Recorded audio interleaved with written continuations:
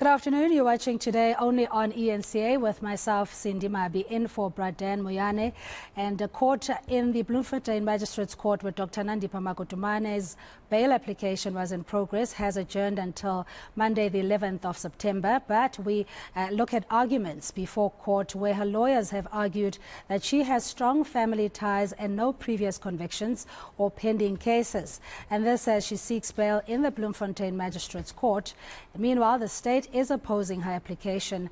To unpack this further, I'm joined by legal expert, Advocate Mpilonhle Baloyi. Good afternoon to you, Advocate Mpilonhle, and thank you for joining us. Just looking at her demeanor, I think let's take it back to when she also appeared in court with the other accomplices and accused Thabo Bester sitting next to her. The demeanor, what seemed really like a joyful occasion for her to have seen him. That didn't work very well in her favor for her to claim that she was forced out of the country and essentially kidnapped by Thabo Bester. Thanks, Cindy, and greetings to the viewers. Really, these have been interesting proceedings throughout the entire day, and coming, of course, from last week. These are bail proceedings, and we have to separate the bail proceedings from the trial itself. And looking at where the matter comes from the beginning, we will remember that initially she had abandoned her right to apply for bail at the beginning of the proceedings, and she only brings the bail application now. She was never barred from bringing it.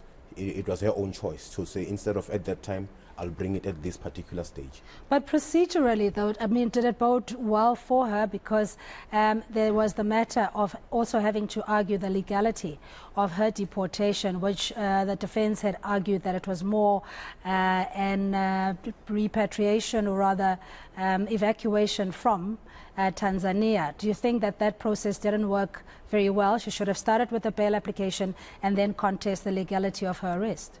I think either or, and those are also two different processes, because when we begin with that comparison between the extradition or the deportation, that is in the ambit of public international law, and when we look at the bail proceedings, this is with her own personal freedom, which she is entitled to.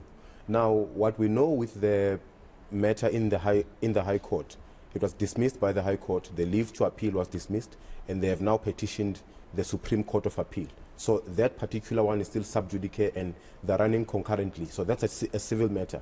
The state also did refer to that, to say there is still this process that's running on the side. The defense did respond and say, look, even though it's running on the side, it's irrelevant to these particular bail proceedings that we're having today. The bail proceedings, the amount there of her personal circumstances, with the defense saying that she can only afford 10,000 rand, she is a mother, and she's very well anchored in South Africa in terms of family ties and occupational ties as well. Do you think they're pulling at straws here? Not necessarily. What we have to consider first is the fact that, especially with this morning, they started with the argument on what schedule should this offense fall under, so that we must then attain on the burden of proof. So if it's a Schedule 1, as they were arguing, whether is it a Schedule 1 or is it a Schedule 5 offense? If it was a Schedule 1, then the state must then prove. The burden of proof would be on the state. But since they have agreed that it's a Schedule 5, the burden of proof is upon her to prove on a balance of probabilities, show that it is in the interest of justice, also adduce evidence insofar as her personal circumstances are concerned. Now, as much as that those are considerable, bail is governed by Section 60 of the Criminal Procedure Act, where certain requirements have to be met, especially with Section 60, subsection 4, subsections A to E. They give a long stream of things that must be looked at in order for one to be a proper candidate for bail.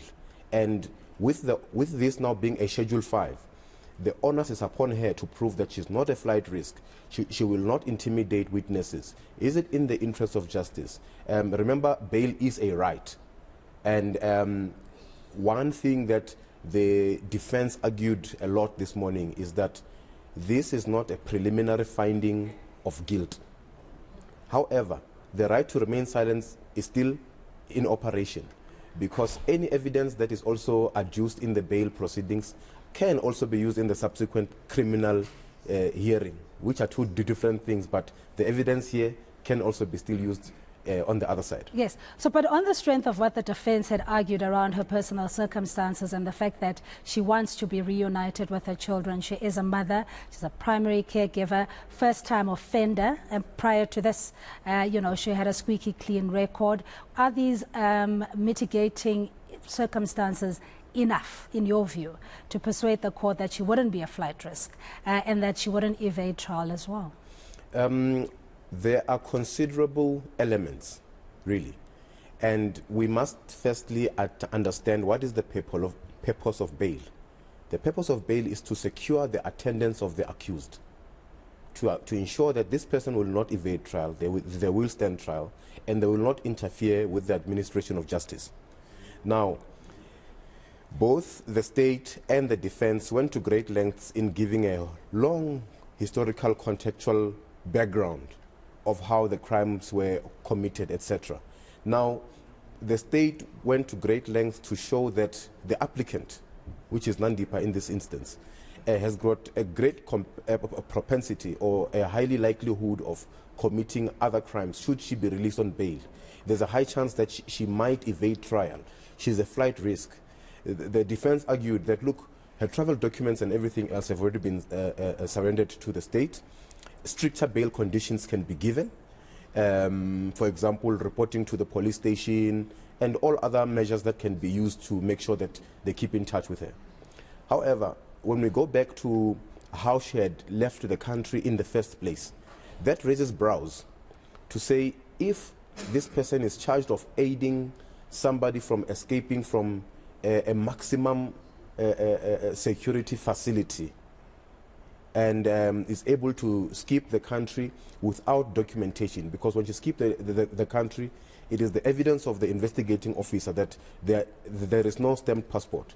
So how sure are we that now we keep this person here and say we're releasing them on bail under these particular circumstances? Yes, you're a mother. Yes, you've got all these responsibilities. But when we look at you and what you've done and how you've committed it, the state is not at ease insofar as that is concerned. So the state saying that your reputation in this matter precedes you, and they would probably consider the bail application very carefully, of course, but we're going to have to leave it there.